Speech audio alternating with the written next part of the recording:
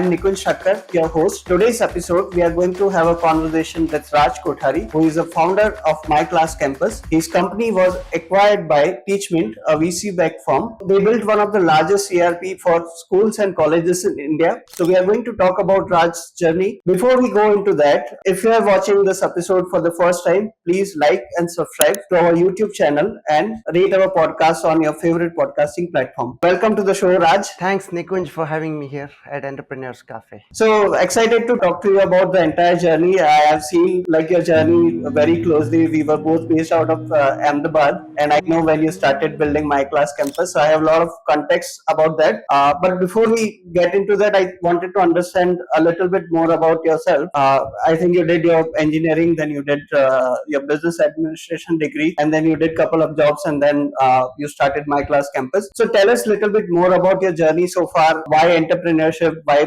My Class Campus? I did my BE from Birla Vishwakarma Mahavidyalaya, and it is one of the well-known engineering college here in Gujarat. While doing it, I was exploring many business things, like wanted to pursue a career in entrepreneurship. That was very clear from early years. The reason was very clear. I didn't wanted to work for my whole life just to pay the EMIs to just cover the 3 BHK home or a car or whatever. My goal was very clear. I wanted to settle myself at a very young age and support my extended family as well. And I was very sure that that's entrepreneurship is the only way to reach that goal. So that was simple reason to chase a dream at a young age. And post my master's in business management from MS University, I joined a couple of companies for 2 years here in Ahmedabad in software consulting jobs. And my co-founders Rachit and Rutvij, who started first in EdTech, and later I joined with them. So we were college friends, so it was quite easy for me to trust them and join hands together. I will share more on what we started before, but that's how we jumped to entrepreneurs. So I think let's talk about. So I saw that before starting My Class Campus, you guys started something called Career Coach. Yes. What was that platform about, and what happened? Like, why did you move on to My Class Campus within a year or So so? Rachit was doing his MBA and Rutvij was doing his MTech in cybersecurity. While that time, Rachit and Rutvij participated in a competition organized by GTU, GIC. It was a crowdfunding event where best of the business ideas would win some crowdfunding through the event. And these people were working on an idea of a career guidance platform. So in India, typically bright guys go for engineering and medical, and then average or above average go for commerce, and then those who are below average just pursue art studies. That was the typical method of choosing courses after schooling. But that was a very bad idea because 50% of the engineers never wanted to be an engineer. So these people got an idea of building a platform where these school kids from 9 to 12th grade can be guided through a technological platform and a career guidance tool, so that they can take a well informed decision and plan their career courses based on that, not based on the influence of family. So that's how it started initially. After winning some close to 3 lakh rupees through the crowdfunding, these boys, both of them quite young, early 20s, got energetic to build this platform, and I was just cheering them up while I was doing my job. And then while building the tool, they were doing some events in our town called Bhuj, which is in Kutch district. So there, one businessman who liked this people's idea, my co-founder's idea, and he backed with 30 lakh rupees funding basically. So with that money, Rachit pitched to me in Parimal Garden in Ahmedabad early morning during my jogging routine. And he said, now we have some funds, why don't you join us and let's build this company? And that's how I joined them.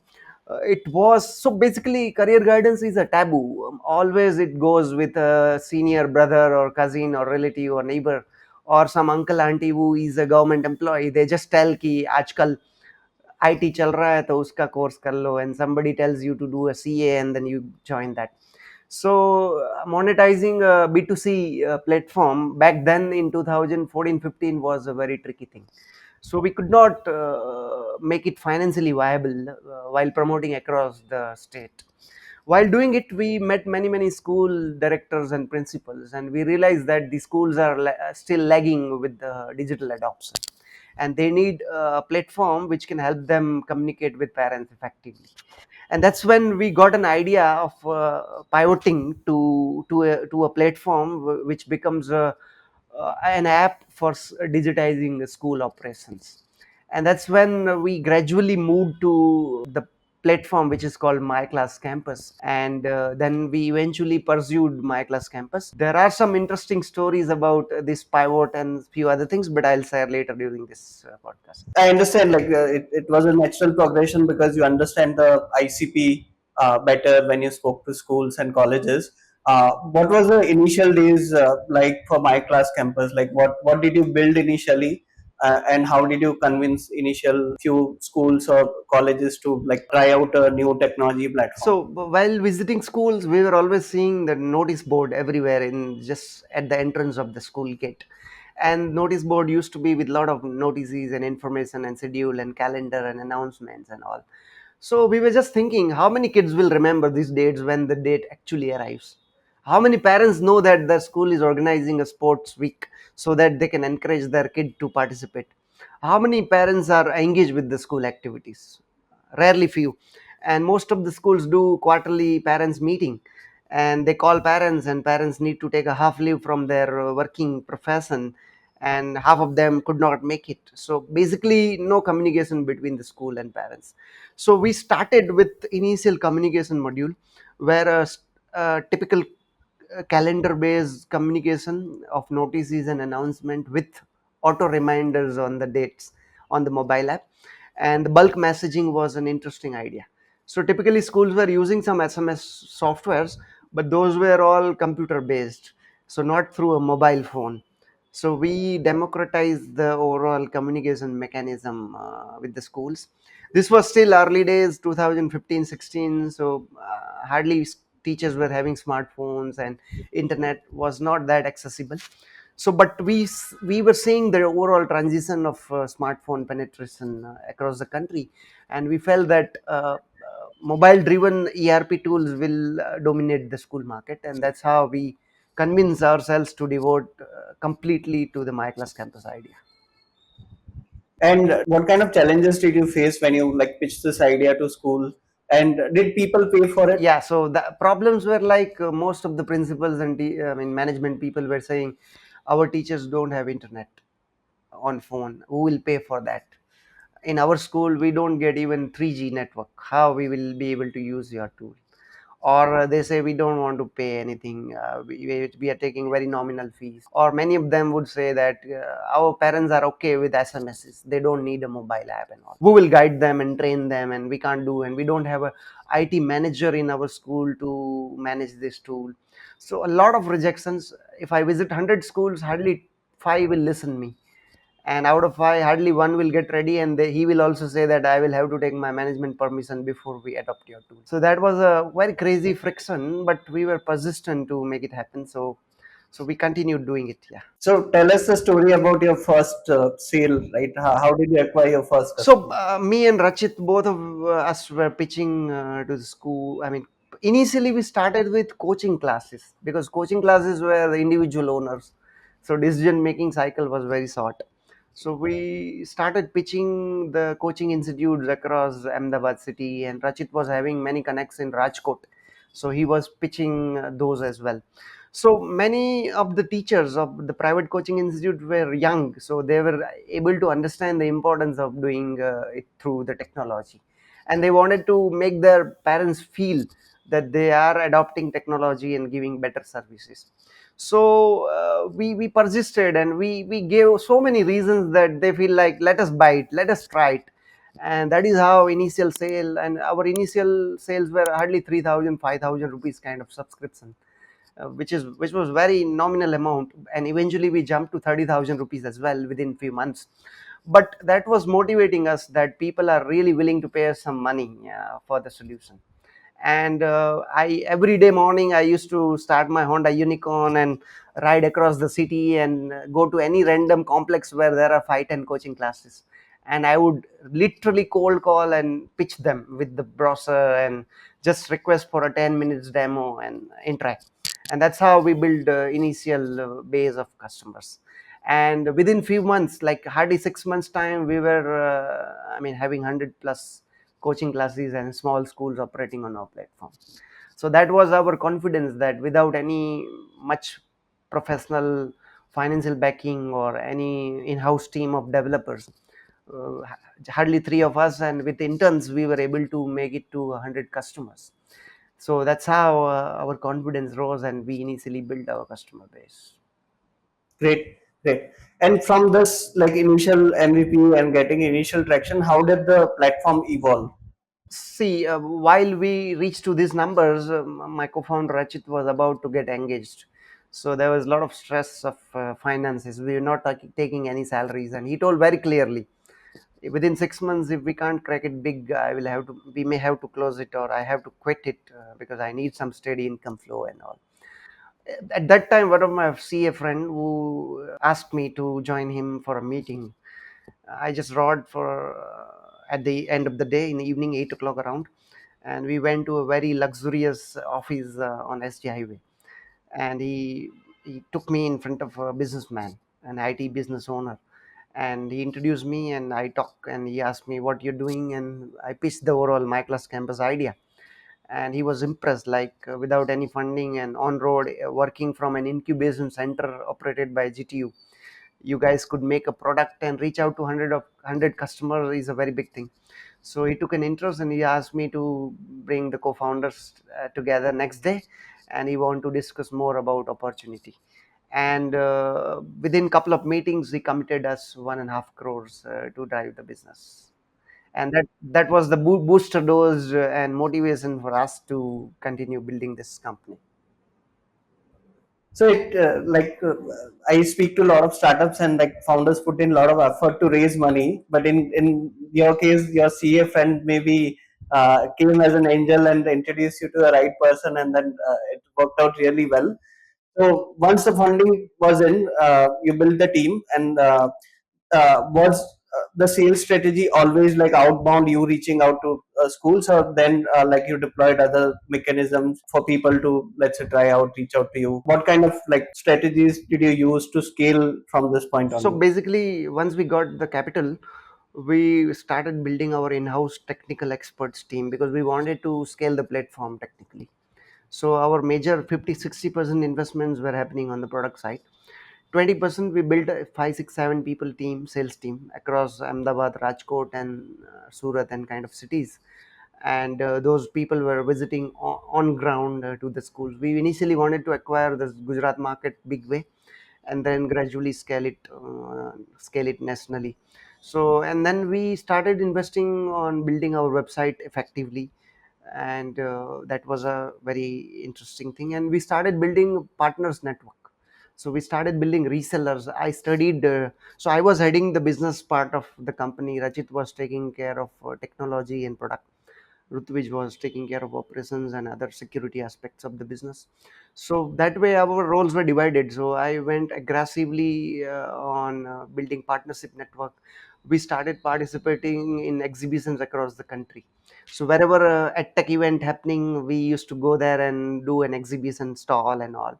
And we used to pitch aggressively, put ourselves as the best brand in the category. And we were literally growing very fast on the technology front, and we were giving some amazing experiences to schools which were attracting them to switch from other solutions to our platform. Gradually mouth publicity and references also were working because school ecosystem is closely connected. So all of these different models, I was reading many growth books on the startup growth and all, and traction was one book which helped me big way in figuring out different strategies to scale a SaaS company. And I was always learning to find different ways to scale it.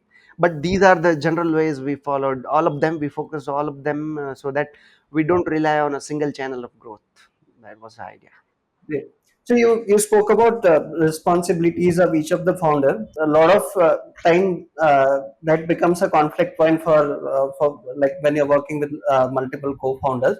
So in your case, like how does the roles and responsibilities got defined? Did you guys discuss it actively, or like you just started doing the job and then figure out, okay, this is the best for So us? luckily we were having complementary skills. I was always on the sales and marketing front throughout my life. I mean, in my job also I was doing same. Rachit was highly into the overall product and ideas and the features and development and technology and execution and all. Rutvij was also a tech guy. He also understood the product development, but he was expert in cybersecurity. So some cloud and technology and security and all those things he was taking care, and he was good at executing operations also. So he was taking care of post sales onboarding and the customer experience and the overall post sale services part. So this was defined very early. So and throughout the company career, we continued that way, and it worked really well for us because the roles were very pretty defined and divided. There was never a conflict on these parts, but we used to discuss and brainstorm and I mean go aggressively sometimes just to get to the best interest of the company. But overall, it was working well for us. So apart from defining roles and responsibility, the other aspect which becomes a point of conflict for many is how do you divide the equity of the company? So in your case, like how did So that we were happen? friends and we were trusting each other and we were trusting each other's capacity to contribute in the company building. So because Rachit was the very early guy, he was the person who created this idea of building this company. So he had a little higher side on equity, but more or less we were having almost equivalent like. So it Okay. went well for us and we never had to discuss at all on this. So what we always felt like, if we make a company successful, couple of percent here and there doesn't make a difference, like. And eventually if you win, you win, simply that's it. And I read somewhere, it's better to own 10% of a 50 crore company than 100% of a 2 crore company. Yeah, that is true. Yeah. In your journey, like, was there any point where like three of you had a conflict, and how did you overcome that? So we had some points, but we always we never went personal side of it. We always pointed brutally to whoever was responsible, and nobody was taking it personally out of the room. So once we are out from the room, we are friends. Inside the room, we may fight like hell, but and it was never taking on our head and ego. And particularly because in early 3 4 years we always took a below average salary, not all first 3 4 years till selling the company. We never took market salaries, so it was like just sustenance salaries we were taking. But during those tough days also we were okay to continue building it because we committed ourselves that we are okay to give 5 6 7 years to this business and let's see how it goes. By 30, if it doesn't work out, we will quit and join a job, which is always an option available. But and we were enjoying back then, like by that time we were enjoying the overall journey of contributing to digitize the school ecosystem across the country. We started getting customers from across the country, from North India to Assam to Kerala to Tamil Nadu to everywhere, like everywhere. And it was just picking up. Before COVID already we had 300 400 around schools on our platform, and as COVID stuck, we scaled even more, and eventually before the acquisition we were having 1300 schools on our platform. So it was a good scale we achieved during this period. Did your college or your school also join the platform? We pitched. My school was trust based, so they were again in the very remote town, so they did not adopt. But many of our known schools and those who were connected with some way, or knowing or through references and all, many of them adopted, and they were just loving the MyClassCampus.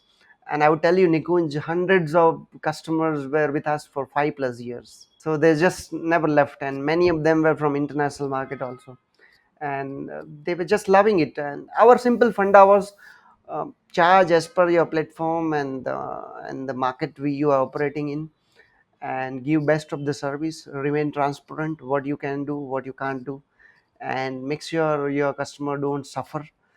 Give good onboarding services, don't over promise and under deliver, always under promise and over deliver, so that they will feel delighted. And then our customers became our brand ambassadors. So Nikunj, we never had a marketing person in our company from founding to exit. Oh, nice. Yeah. I did not know that. I thought always like because I saw some of your interviews, and there I think you mentioned about SEO and marketing. I thought you had an in-house So team. But from your last point, I have two questions. The first question is about pricing strategy. How did you decide the pricing strategy for this So product? simply, Nikunj, we were looking at our expenses in total at the company level, and we're looking at how many customers we can acquire practically at an annual basis, and what kind of recurring revenue we are going to get from the existing customers. Based on that, and our competitors' pricing strategy, because eventually India is a price-sensitive market, and we were still building the platform. It was not a full-fledged build-up. So that way we decided to be not too low, not too high, at the affordable level, so that we can, our aim was to be ended up getting acquired, but otherwise we would have reached to 5,000, 10,000 schools in across the country. That was the dream. So it was like, if we keep the pricing very high, we will be able to serve only the top tier 10% schools. We wanted to capture the top 40%, top 50% of the school market. So that was the obvious model of figuring out the pricing, but it was per student per year basis, annual SaaS subscription model. So typically a 1,000 student school would pay us 1 lakh rupees, 1.5 lakh rupees kind of amount. And did this pricing evolve from your initial Yeah, offering? yeah, Like, yeah. So Nikunj, when we founded this company and started building, at that time there were always offline softwares existing in the schools. They were all AMC based. So the schools were paying hardly 3,000, 5,000, 10,000 maximum on the AMC. From that to taking them to a lakh rupees AMC was practically not possible. So initially 2 3 years we were also in similar model of AMC. Gradually we raised our AMC to 50%, 60%, and eventually uh, we were at 100% same pricing model. But that journey was 3 4 years. I mean, while Geo was penetrating, mobile phones were coming across the country, schools were understanding the benefits of having it, parents were recognizing the benefits of having an app. So that was a journey of 3 4 years.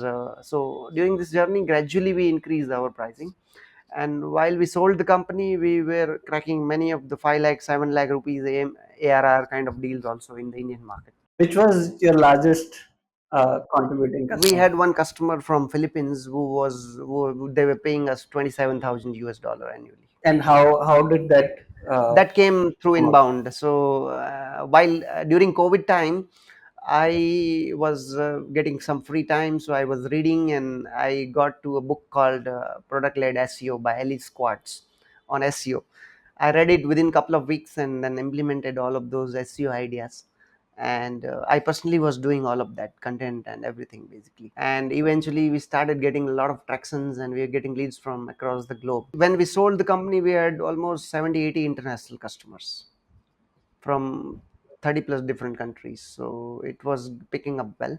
So all of those customers were coming through inbound. Our marketing budget was not even 1 lakh rupees a month when we sold the company.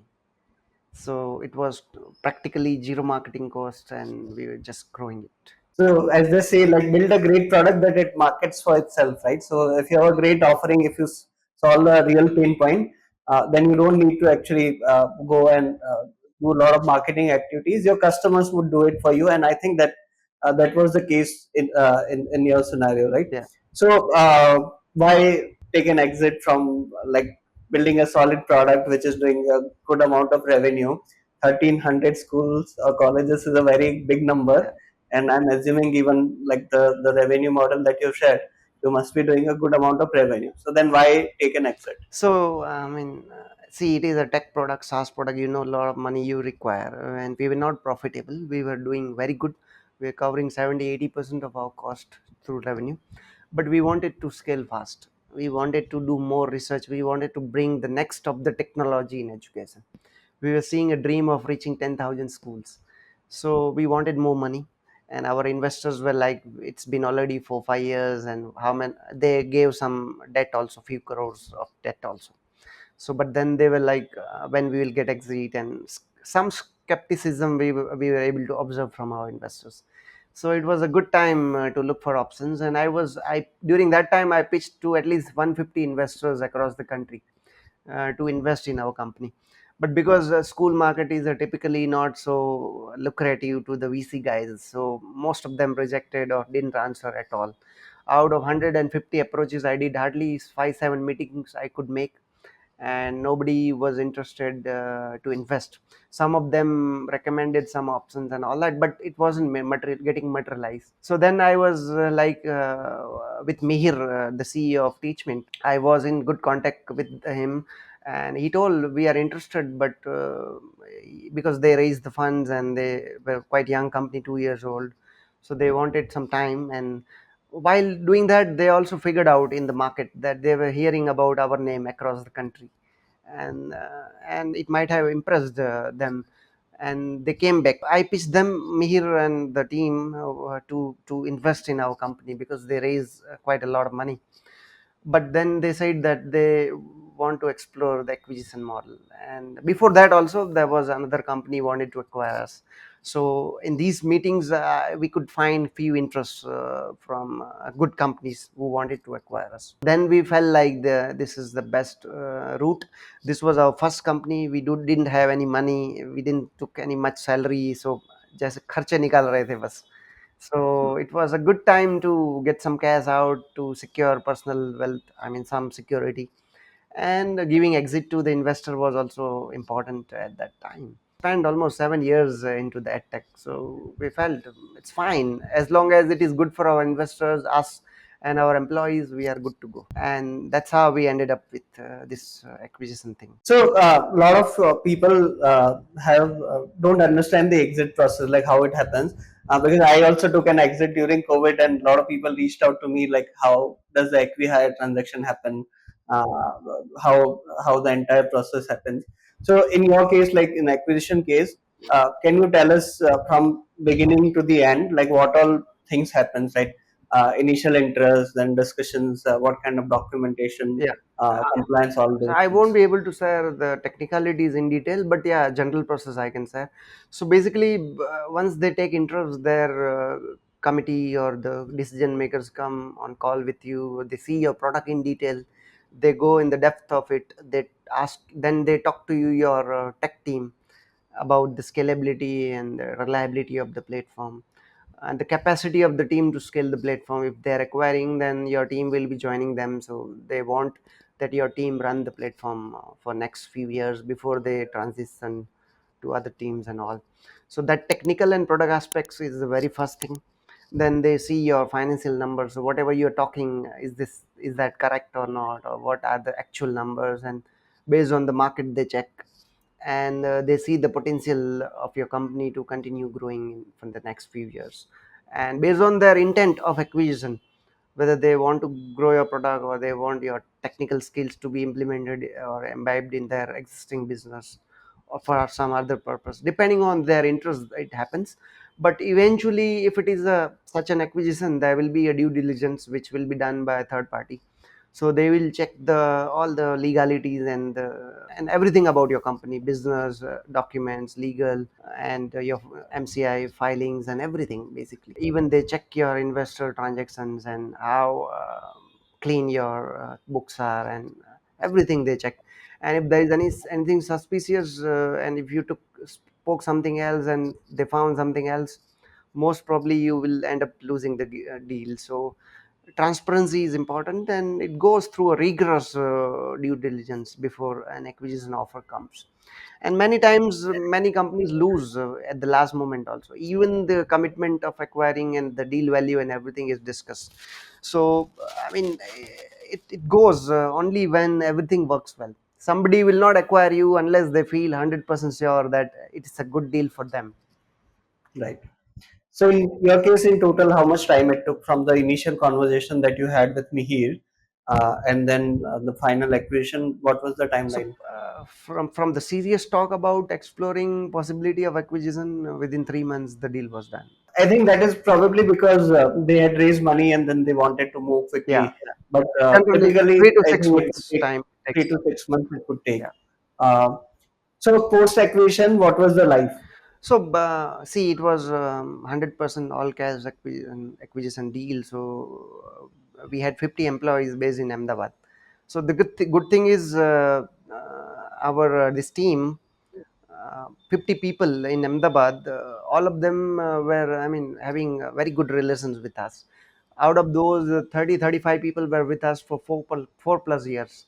So they were like a very reliable team with us. Many of them were women, so family and all.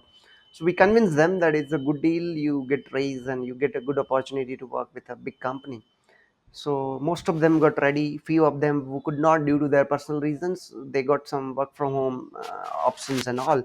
But more or less, most of our teammates moved to Bangalore.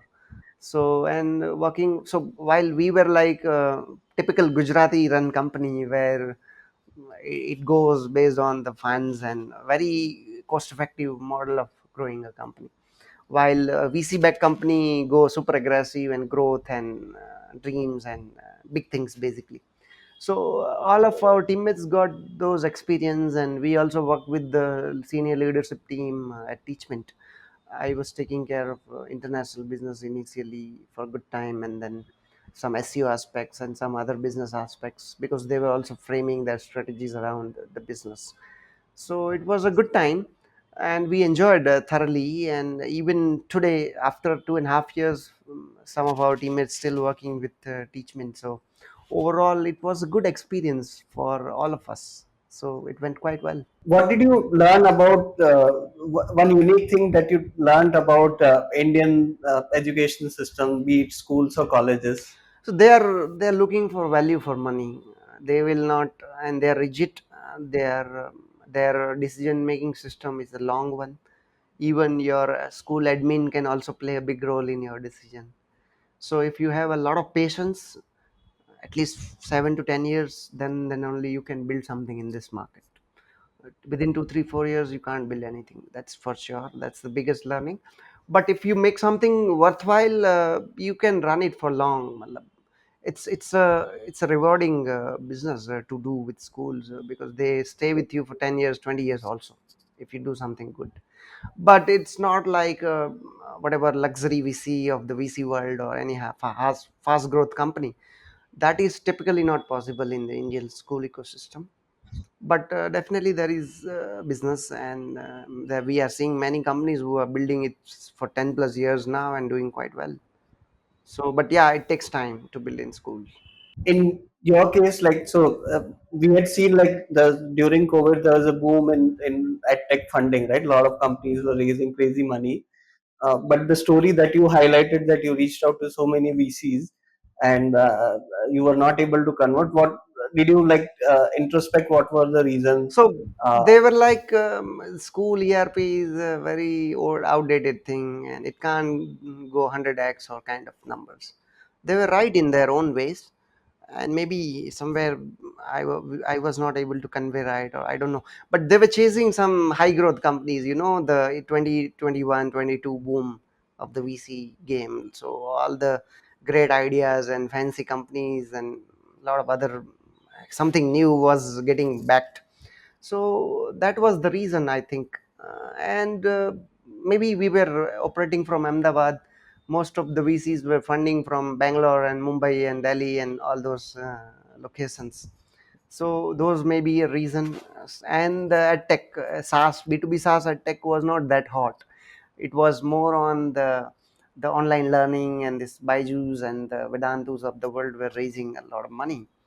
So that was the market at that time. And so we could not, but we were sure even if we could not raise, we will end up doing something great. That was for sure. We were not in any crazy hurry that if we don't raise we won't be able to sustain or grow.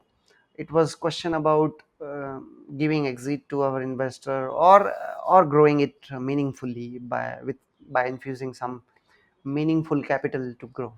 That was the chase we were having basically. But yeah, those were the main reasons of not able to raise the funds. so if you were to do it again, so let's say if you were starting to build my class campus again, what are the things that you would do differently? So it's very tough. I can't think of building it again. It's really, really crazy market right now. Reason being, there are Okay. many good companies who have built it for 8, 9, 10 years with patience, and they have some good product. And now the ecosystem is quite mature, because many companies are building it for many many years. So replacing the existing good players is not so easy. It's a tricky market. But yeah, if we want to do it again because of the experience and maturity, uh, we will define our ICP very clearly, and we will chase that market first, rather than offering to anything and anyone and everyone in our category. And that focused approach and building your niche of the customer audience is a good idea to build with a limited capital. That's the overall. So I saw that you're currently on a personal break and you're exploring things. Yeah, So tell us about that life, like why yeah. take a break, and then what are the ideas that you're exploring So, currently? see, when I was 23, 24, and I was thinking about becoming an entrepreneur, one more reason beyond earning some good money was to take a break as long as I want, which I can't do in job typically. And after working with Teachmint, it was a good time for me to take that break. So, and I had a lot of interest in reading, in traveling, in the meditation, in learning some meditation practices and the spiritual side of life, uh, meeting friends and spending a lot of time with my family. I missed it a lot because my family lived in Kutch and I was always in Ahmedabad. So I spent many many months there with my parents and family, brothers and cousins. And so I explored all of these aspects, and I mean, I have made whatever I made through equity by building the company. And I was, before the acquisition, also few years before, I was always investing some of my extra money in the Indian equity market, and I was learning about it. So during this period, I read in depth and I learned quite a lot on the long term investing side of it. And I enjoyed it thoroughly, and it was worth doing it, I feel. I mean, I have gained some of the important concepts about finance, money, life, goals, and choices so clearly, which I could not otherwise if I am in race of doing and building and just hustling all the time. So, and I went for a 5,000 kilometers long drive with my brothers. So that was again a big thing for me, and seen the entire south, and explored the villages and the farms and spiritual places and meeting people and all. I traveled to Dubai and Mumbai and many other places and across Gujarat also. So that I was doing, and I decided that I am not in hurry, so I will not start anything new until I feel like yes, I want to start now. So I am exploring many things. So the world is with a lot of new opportunities in the commerce side, in the SaaS. Many new things is coming.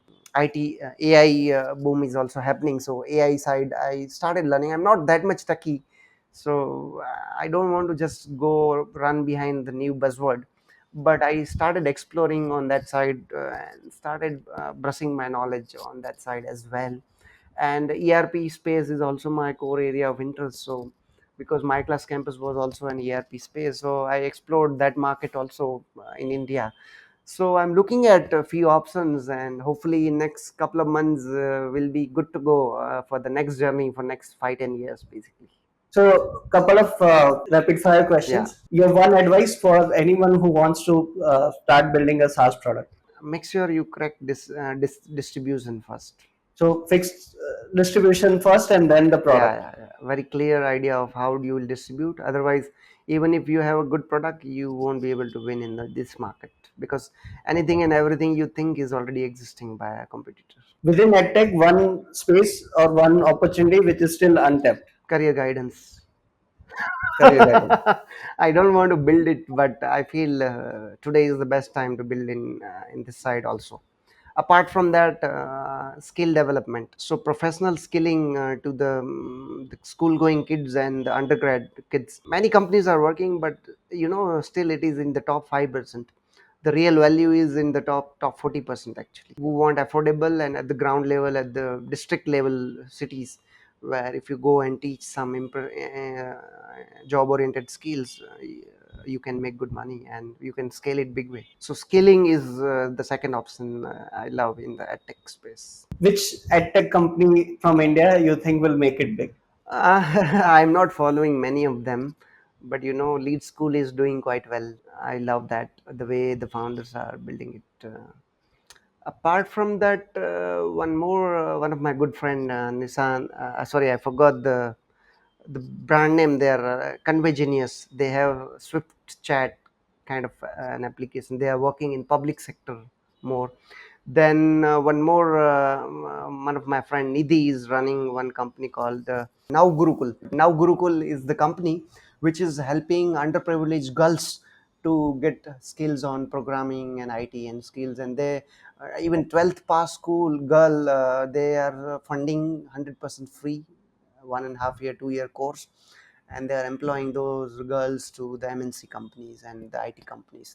They are currently operating from many cities across the country, and at this moment they are teaching 800 girl underprivileged girls on IT skills. So I think they will make it big in long run, and they will create a real impact to the society. So these two three Definitely companies sounds I good. like. Yeah. In your couple of answers, you referenced few books. So, which are like top three books that you recommend all early stage So entrepreneurs to read? one is Traction, the amazing one. I love it when you talk about distribution. For SEO, product-led SEO by Alice Quartz is amazing one. And one more book I love the most by Gurpreet Singh Grover. Let's Build a Company.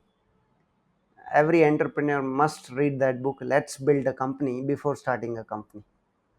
It will give you a complete idea what kind of struggles you will go through. I read Nike's founder's biography also, Sue Dog. That is also a crazy story, and I wish to read it again. Basically, it's that motivating and inspiring. So these three, four books can surely set the grounds for first-time entrepreneurs. What is your go-to learning method, right? So, do you prefer going to YouTube and like watching the videos or reading books, or like prefer some blogs? So I watch a lot of videos, but still I'm not catching up quite a lot. So my learning primarily is on books. I think books are my best friends, and second learning source is meeting with the fellow entrepreneurs. When you meet and talk and discuss about the problems, many of them are expert at some other things. Taking their advice, asking for help is not a bad thing. So going out, meeting people always helps, and I have got many people who supported me in this journey. And even today, I enjoy meeting entrepreneurs, and those who are junior to me, senior to me, doesn't matter. Everybody has something to offer. So it is my routine. Every month, twice a month, I meet a new entrepreneur. Always like so, and that is my habit since many years. Annually, if you meet 20, 30 new guys, know their ideas and thoughts, it can add a lot of value to you. Even today I read this Learn to Earn by Peter Lynch. Peter Lynch is the fund manager, the best fund manager in American history. I finished his another book recently, One Up on Wall Street, and but this one, Learn to Earn, is a crazy reading about the history of American equity market and how the first public company came almost 300 years ago in American market, and how overall things are going. So YouTube and the reading are the two main, and meeting entrepreneurs. These three are my primary go-to places to learn. So one of the reason I started this podcast is to talk to smart people. Yeah, Because that's the best way to like get best of the knowledge, and they're always open to share when they're like they know that okay they are also going to get some marketing out of it. correct. But yeah, for me when I like started working independently earlier this year, I wanted to talk to a lot of smart people. So I thought, what is the best way? Yeah, And like starting a podcast was one of the best ways to do it. So then Entrepreneurs Cafe started, and now we are also doing some offline events here in Bangalore, which also enables a lot of other people to meet entrepreneurs. Today, I launched a new initiatives where we are allowing people to list their products on our platform, and we'll be doing a lot of marketing for them to bring in leads and that way. So yeah, when you meet people, you exchange ideas. A lot of good things can happen, and we have seen that right in Ahmedabad when we were there. I used to do a lot of startup Saturday events yeah, for Head Start, and that is how we know each other. correct. So I think definitely talking to people, going to networking event, definitely helps. So with that, we will wrap up this episode. Thank you so much for coming on Entrepreneurs Cafe, sharing your journey with us, sharing your insights with us, and wish you the best in your next endeavor. And always rooting for you. So thank you so much, Raj. Thanks, Nikunj. I'm not a camera person, but enjoyed talking to you. Best wishes. Yeah. Thank you.